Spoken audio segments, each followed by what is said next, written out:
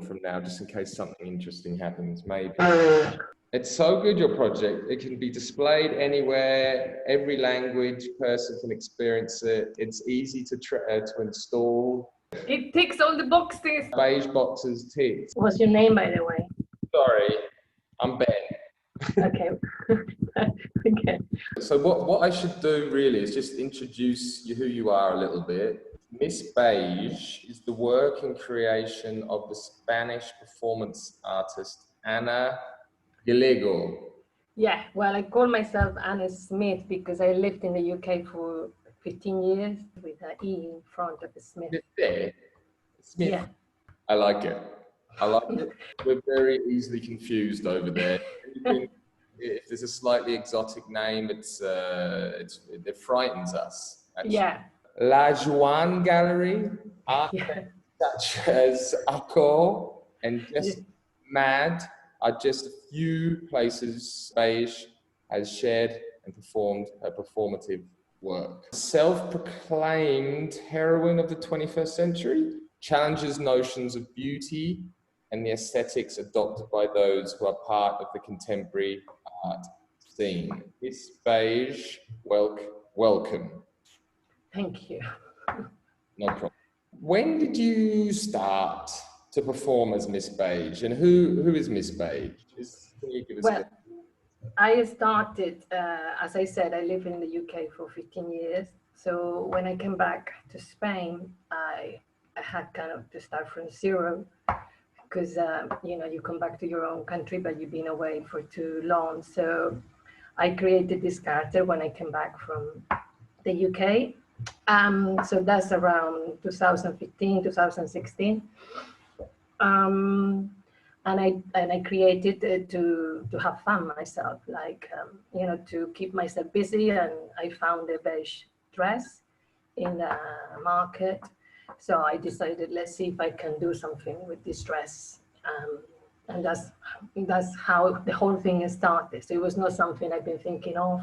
It was just from the dress, how can I develop something to make it more interesting, because the dress is pretty boring, plain, and it doesn't tell you anything. So that's how I started. And as I say, it's around 2015, 2016, that's when I came back.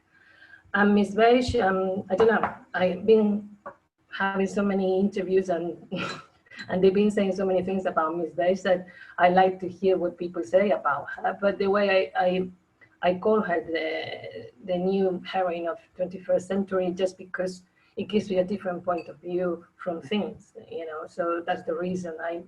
I know something, I'm against gender, so it's not about femininity or masculinity, it's about be beige and dare to be yourself.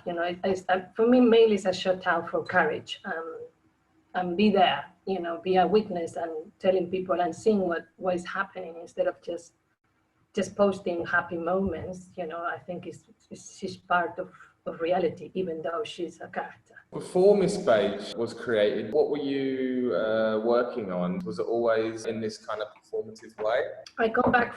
I studied drama in the UK, so I come from a stage background.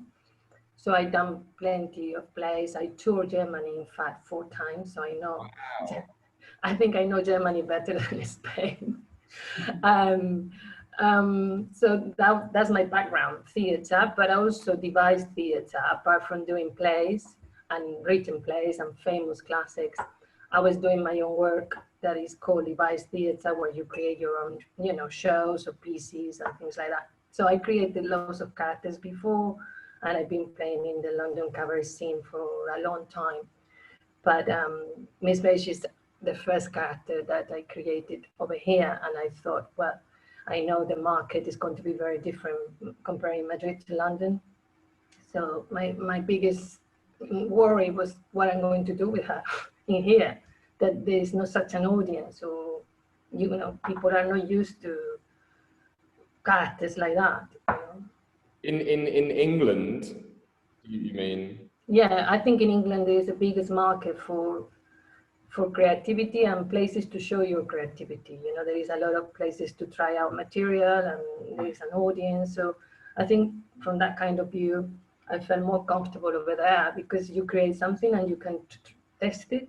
If it works, fine. If it doesn't work, well, forget about it, or you carry on working. You are really sure it could work. And in Spain, we haven't got that sort of places, so you just have to go and put yourself in front of the real audience. But someone has to allow you to get into an audience. So I think that process is worse in Spain than in the UK. Yeah, I feel Berlin, not necessarily Germany, but Berlin, it has a lot of those qualities as well. There's a lot of places where you can try out ideas. It's obviously a slightly different audience, but it still has that kind of possibility where you can experiment without too much fear of. Yeah, without having, it's just work. It's a working process. So you need an audience to know which road to get. And over here we haven't got that sort of places. So you put yourself in front of a real audience in a actually very important affair. So you risk a lot. It's actually a great, I mean, it makes so much sense actually. If you are essentially the artwork, you can show your work at any place in the world. It's such a, it's genius in that way. It's so simple. Yeah. I don't know why I just actually thought of that, but yeah, I think for me, yeah, London, which you spent a bit of time in, it's a little harder to perform in my mind than it is in Berlin, because the audience here, I think, are less critical to a certain. Yes, I know what you mean perfectly well. So to go through a process in London, well, quite great. It's quick. In London, it's quick. Yeah. You get there and you know it. Like, okay, bye, thank you. Yeah. I was just trying this material, but it doesn't work. Nice to see you guys. So for me, I train over there. So that's what I'm used to, that kind of getting to the audience and have a very strong audience telling you straight away, we like you, we hate you, even vocally, Yeah. So in a way, when you are used to that kind of process, it's kind of, you get addicted to it because it's 5 seconds. You don't need more time. And I've been invited to festivals. I remember when I was based in London, I went to Vienna, and I was amazed how the audience were reacting towards new numbers and new material, because I didn't have patience, but the audience in Vienna did. So I realized that I was coming from London when everything has to be right here, right now, So for sure, that creates, that kind of process creates an audience as well. But that's London. You like it, or that's how it is. It's not going to change. I think, in Berlin, perhaps there isn't that immediate feedback or urgency, so people can actually stay in the sort of experimental phase forever without actually having an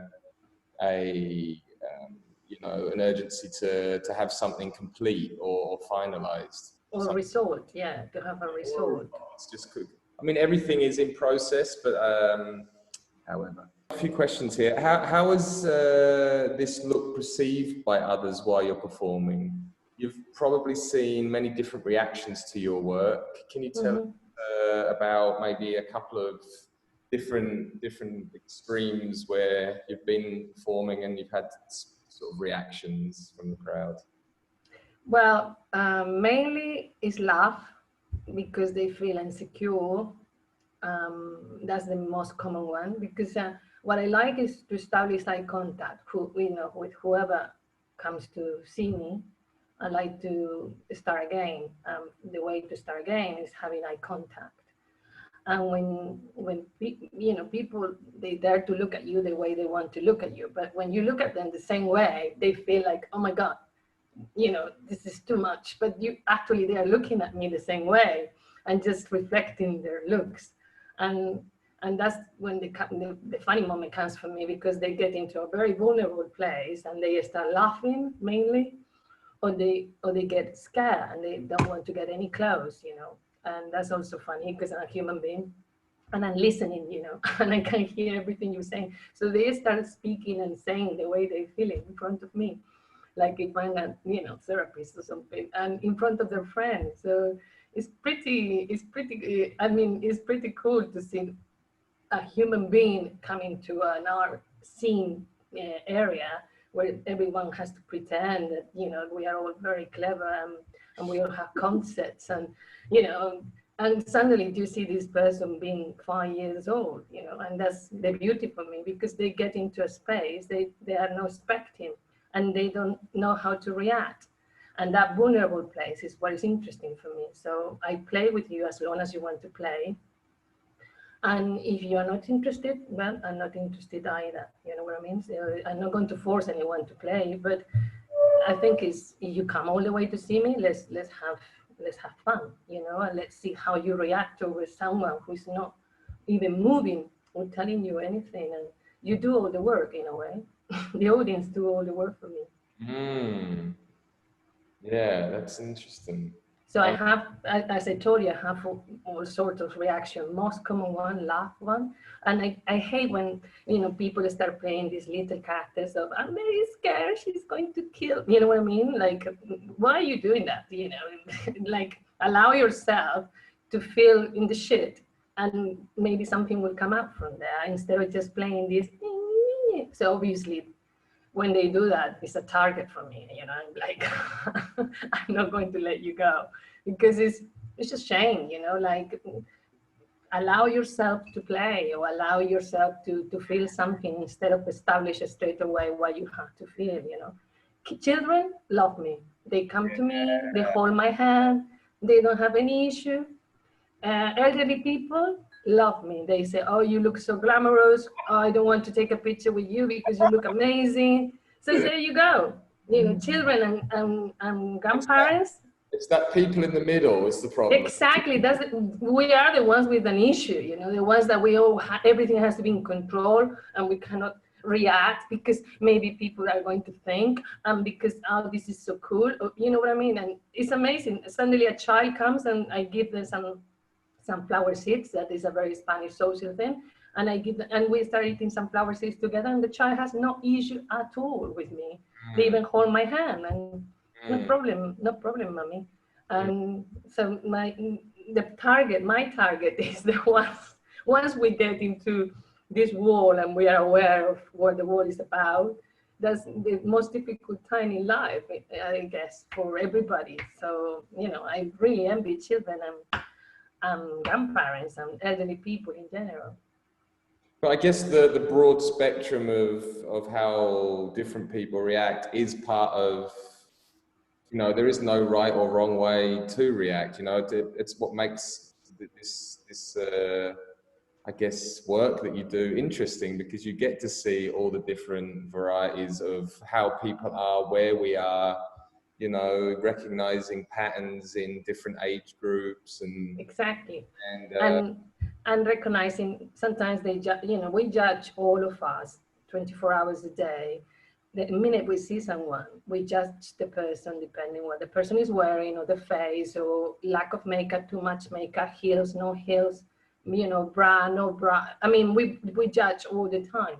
So when, you know, when the provocation is there to play, is, you know, for me, what is interesting is what the audience gets, you know, with themselves when they leave, you know, because something happens to them, and that's what I want them to have an emotion. It doesn't matter. I don't care which emotion, but it's something to carry with you. So if you see Miss Beige, it's not like, yeah, I think I've seen it. You know, it's like, I seen her, I seen her, I seen her, and I remember. yeah. whatever, like, oh, it reminds me of my, I don't care in a way, you know, if it reminds me of someone in your family, good. I don't know who you are, I don't know your family, but I want you to be connected to me, that I'm a human being, and something needs to happen, otherwise, you know, how boring. I think it's really interesting chatting to you because the character is so strong. Even just through, I've only experienced this character through imagery and digital imagery, you know, and I already built up such a strong assumption of what this person is like, and now speaking to you now, I can see how much it is a performance because you're the complete opposite of what I would have imagined, you know. So it's that's also kind of an interesting aspect because I'm friends with a few performance artists, and I find that some, it obviously depends on the artist, but sometimes the line between the two egos, the ego, the alter ego, or the is very blurred. Mm-hmm. And yeah, it seems I find this side of things quite intriguing. Some performance artists sort of never quite drop this character. It's always somehow present. But where it comes from, you know, for me, dignity is something very important, not just for myself. I think it should be, you know, number one thing in everything you do in life, from work to relationships to whatever we do. For me, you know, because it's such an important thing for me in life, in any dimension. For me, it's basically like a 2000, you know, dignity, powerful, coming from that very strong principle that is for me something that I had in me. I just want to, you know, to show it up there. But the way I play Miss Beige, I have fun because in a way I'm a very chatty person. I speak 5 languages, and I decided not to speak. I decided to not hide, just show a vulnerable side of me, you know.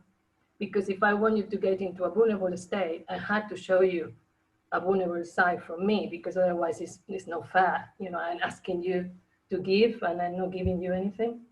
So that's the reason my hair, my costume, everything is just to allow you to see me without, you know, in a very pure state.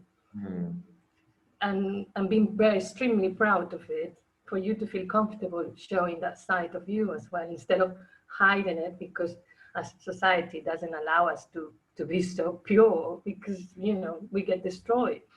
Well, I think So there is, well, I mean, there is space for it. I think it's just, it takes a lot of courage to do it. I think obviously that depends on, you know, potentially what it is you want to show and how extreme that might be. But I think if you're just, most people's authentic side is just, it's, I don't think it is offensive or particularly, you know, troubling to other people. It's just, it takes a lot of courage and it's difficult to do. I well, think that's the reason for me, is mainly a shout out for courage, this character. It's just, you know, a waking call for everybody to be themselves, and, you know, and to say, well, today I didn't wash my hair, today I feel like, you know. more of that, more, I mean, yeah, for sure the world needs more authenticity, and it shocks me that, you know, there is so many games and mirrors and masks, and it's yeah, it's quite frustrating, but I think it is because, you know, we don't really have the tools to show who we really are, and what that even means. I don't think even a lot of people haven't even, you know, have made that inquiry. Yeah, they didn't even start to think about it, you know, No, so because they didn't have the time, because they don't give you the time to do it. So it's just, yeah, give me results now. yeah. And, you know, whatever your profession is, if you're an artist, you have to sell. If you are, you have to make money in whatever profession you are, if you want to be successful. That's it. And that's something we learn very quickly. Yes, and it's interesting how, you know, it subtly or obviously influences all of our output somehow. You know, if that factor didn't exist, what would we actually be Yeah. creating, performing? And yes, it's a strange old world. You carry a hammer in your bag. What's that all about? I think I know, Yeah. but it's the question, so I'm just answering it now. But I think yeah. Well, I carry a hammer first because I carry a bag. And if you carry a bag, and this is not a prop from the theater or for the cinema where you carry a prop because the character carries a bag. So you carry a bag, what for? If it's a performing art, it's not just something I put on to look more like a lady. So I decided to put a hammer first of all because you cannot see the hammer, you can only see the wood. So as a provocation. And also because when people see you, the first thing the first thing they do is to feel sorry for me. And in a way, they have pity for me, like, oh, oh, what a lovely lady. Oh my God, it's a hammer. So I like that process that goes from, oh, sweetie, poor thing, to, oh, fucking hell, it's a hammer. So I love that process because it's and the most important thing, I would say 50% of people see it. 50% of people don't even see it. And that's also, it's in front of you, it's in my bag, I'm not hiding it. And we choose what we want to see. I just went in February, I went to the biggest art festival fair in Spain called Arco.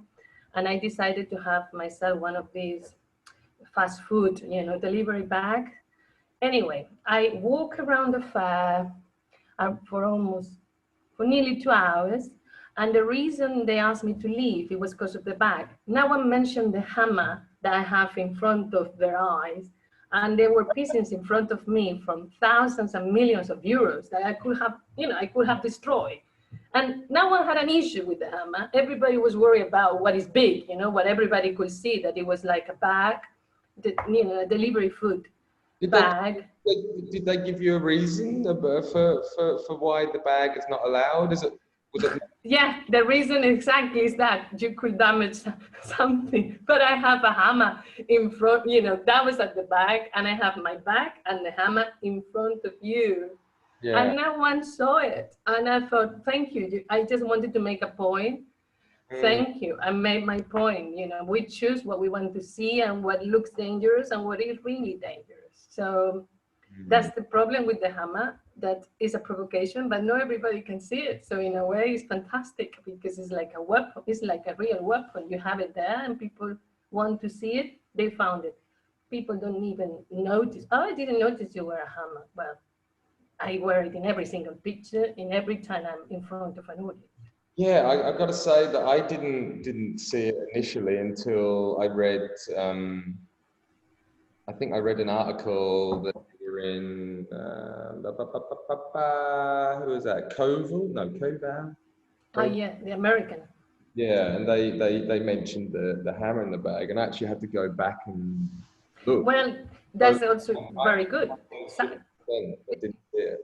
It makes you think how subtle a hammer can be. Yeah, and it's also it's kind of a subtle thing, a bit of wood, and it's also kind of a beige handle. It's very nice and subtle. Yeah, and it comes from the back, so you have to go through the whole look from the top to from the toes to the head or whatever, which way you go.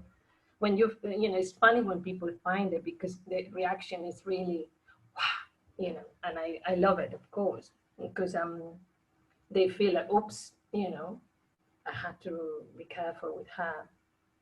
And yes, you have to be careful with people. You have to respect people instead of just, thinking that you know everything about the person. Yeah, for sure. Do you find that obviously it's you're creating an experience for other people, but for yourself, as a performer, I imagine most people experience some form of nervousness or for the anticipation of performing. How do you keep that? How do you keep that in check? How do you stay comfortable in this character? Is that quite difficult?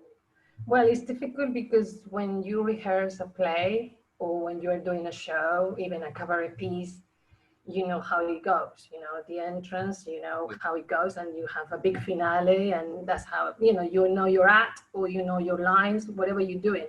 Each night could be different because it depends on the audience, but you know what you are going to do. Here, I don't. You Yeah. know, it really depends on what happens on the other side. So for me, it's like being on for whatever. You know, if I'm there for an hour, I'm there for an hour, because the minute I switch off, it's gone. So I had to be ready for anything, because I'm there for you. So, you know, let's see how. And also, whenever I've been performing and allowed to move around the space, it's not that I had to be stuck. They give me completely freedom to do whatever I want.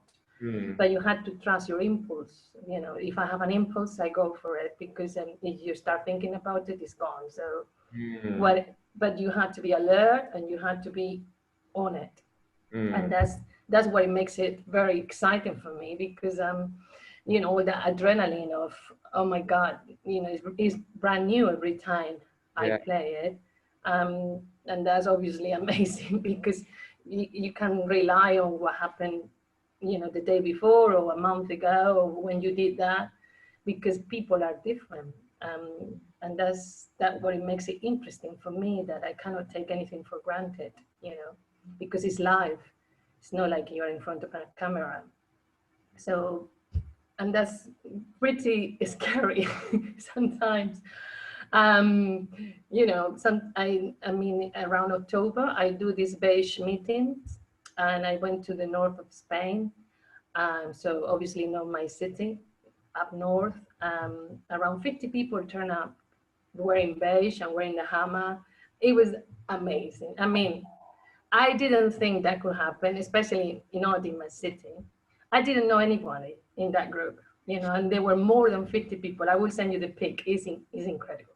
Wow. And I felt like Virgin Mary in a way, you know, and it was amazing, because it was the white night of Oviedo, and we were in front of the cathedral, and a lot of people started to look at us, you know, and they were expecting us to do something. And, you know, you could hear the comments saying, oh, it's a choir, they're about to sing, or they are into fashion. And we were like over there in front of the cathedral, just because, wearing beige and a hammer, just because. And that was so amazing for me, the experience, that when I arrived to the hotel, I burst into tears, because Oh, wow. all that pressure, that, oh my God, I can't believe this is happening, and I had to be strong, and I had to be there for everybody.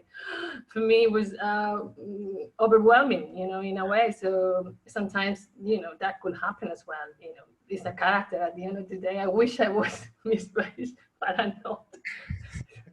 So when I got into the hotel room, I was like, this was so pretty. Oh my God, it was amazing. But, you know, so yeah, you know, and a human being, so I react towards, you know, and that sort of experience makes you understand that people are ready. You know, people want to do something. People from the street, you know, like, you know, let's do things together, instead of just look at me, look at me, look at me, how amazing I am. People are willing to do it. 50 people in a small city up north in Spain at 9 o'clock in front of the cathedral. You know, I was expecting 5, 6 people, and all sorts of ages, children, elderly people, couples with dogs. It was amazing. It was like, let's take the wall now. Let's do it. Let's all do it together, you know. And everybody in silence, eating sunflower seeds. Oh, it was beautiful. It was beautiful. So How did you get the message out there that this was happening? Was it all through your Instagram, or? yeah, once I was selected by the festival, I put it on my, you know, my social media, and they had to write to an email account where I will reply and tell them what it was about. Basically, the only rule is to be part of the group. You are in the group, you know. Right. You can speak. You could speak on the phone. You can, you know. The only rule is, if you are in a group, be in a group, because otherwise, I can't manage people that I don't know. They're all over the square. And people enjoy themselves, and the whole family came together, you know, like parents and children. And why not? Well, let's do things differently. Why we always had to do the same thing? And imagine the family getting ready for, you know, for it, and oh, you had to look serious, and the kids, you know, having a very serious face. And I thought, oh my God, this is so much fun. I wish, you know, I have those things when I was a kid. Let's try do things differently, because audience are happy. and they embrace it, and I can tell about it because when you have these sort of ideas, let's have a beige meeting and let's see how many we can be. You expect, well, maybe no one will turn up and I'm going to look such a loser. And when you see that, I mean, I did it in Madrid in an art fair, and of course it has a big response, but it's an art fair in Madrid. Fair enough. I was expecting, few people there, but not in a small city up north where I don't know anybody. And 9 o'clock on a white night where are, hundreds of activities free for people. So that shows you that people want to participate and to be part of the process. And for me, that's the best thing. And you actively invited people to do this, so it wasn't something you said, please join me in this? No. I just say, dare to be beige. If you want to dare to be beige, can I join me? I give you the dress at this time, this day. The only rule is to be part of the group. Once you want to leave, you can leave. You can be there for 5 minutes or whatever you want to. So, and people wouldn't let me go. Then the gig finished. I wanted to go, and people were following me all over the city. And I feel like, oh my God, this is how I'm going to get rid of people now. They will come with me, This is that's an interesting challenge to be in when you're holding this space to be this character and you're finished. You want to finish that. And of course you can't really, I guess you can't break the illusion otherwise. No, of course. The way I say goodbye, I shake hands with everybody. I think taxi! I think that would probably be the best way. Oh dear. You don't talk. You don't talk, is that right? Or you do talk? Yeah. No. Not at all.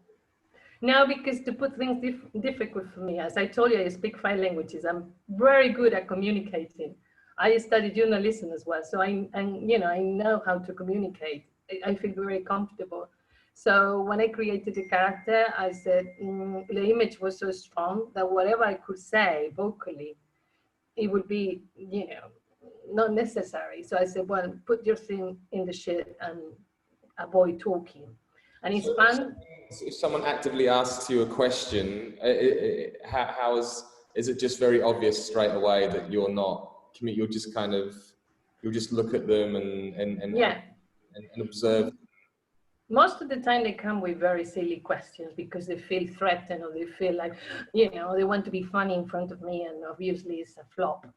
Yeah. So in a way, most of the questions, they don't really need an answer. In a way, most of the time it's someone in front of friends who wants to be witty and, and do these stupid questions. And in a way, the fact I'm not answering makes this person vulnerable, and everybody laughs at the person, and the person gets the message of, okay. Right, so I guess that's part of how, the interesting part of how people respond to that non-verbal. Yeah, and also, if in that day when I had these 50 people in Oviedo, if I could talk, I could tell them, go towards the right, because they were taking pictures of us. But the fact that you cannot communicate verbally, and in fact we are communicating because it was a strong union there, that's what makes it interesting for me as well. Because the minute that you use something to explain it through the mouth, that's it. The magic is gone in a way. So, and also sometimes I have to refrain myself from not saying anything, and that's make it interesting for me. But also, I think when you create something, if you are too comfortable with it, it's not going to last too long, because the body, in my case, okay, this is what we do. It's like you're on tour, you say the same lines every day and over and over and over again, and the actors you're playing with are not very good. So it's like working in a supermarket, you know what I mean? But when you don't allow yourself to use the most common thing that a human being got, well, that puts you in a different state, and that puts everybody else in a different state, like the way people communicate with pets, like They have a very strong relationship with a pet and they don't talk, but they are extremely close to them. So in a way, there are different ways to communicate apart from verbally. Plus as you said before, that allows me to go anywhere because I don't need to establish some hello, how are you? I'm fine, And we get rid of all this hello, hi, how are you? Fine. Oh, really? Oh, nice weather. I'm not interested in that because we waste so much time with all these manners and all this makes I should say it this way. In Spain it's even worse because we kiss, as you know. Well, I don't know if you are aware, but we kiss. We give two kisses. Some people can straight away to kiss me, and I go, don't you ever think about it? And people get, and that's fun, that's fun because the first rule, it's like if you said to me, would you like a cup of tea? I say, no. You go, oh, a British person goes, oh my God, no, British, oh, tea, no, oh my God, what should I do now? You know what I mean? Like the way you communicate is broken. So what do you do now? Because you feel like, oh, yeah. This person, this is weird. This person doesn't follow the rule, And so that's part of not speaking as well. Yeah, it's a powerful component of the improvisation. Sorry about that. What we do sometimes to sort of wrap up the interview is we come up with 10 silly questions. Would you be happy with this? Yes. They're really silly. They're very silly. There's no wrong answer. So let's do this. Dinner with Kylie Minogue or a selfie in Vogue? Selfie in Vogue. Classic beige, a nice light beige, or a deep beige? Classic beige. Second favorite color? For me, beige is only one color, so I'm sorry. There is no second color. Okay. No. London or Madrid? Oh my God, that's a very difficult question. 50-50, I would say. I can't choose. Berlin or Badajoz? Berlin. Is that a hammer in your bag, or are you just happy to see me? It's a hammer in the bag. Okay. You have to choose one of these things. One big ear or 7 small ones? 7 small ones. Okay. You're performing and your shoes fall off. Do you stop the performance and spend the time needed to place the shoes back on, or do you forget about the shoes and keep performing? Number 2, I forget about the shoes and keep performing.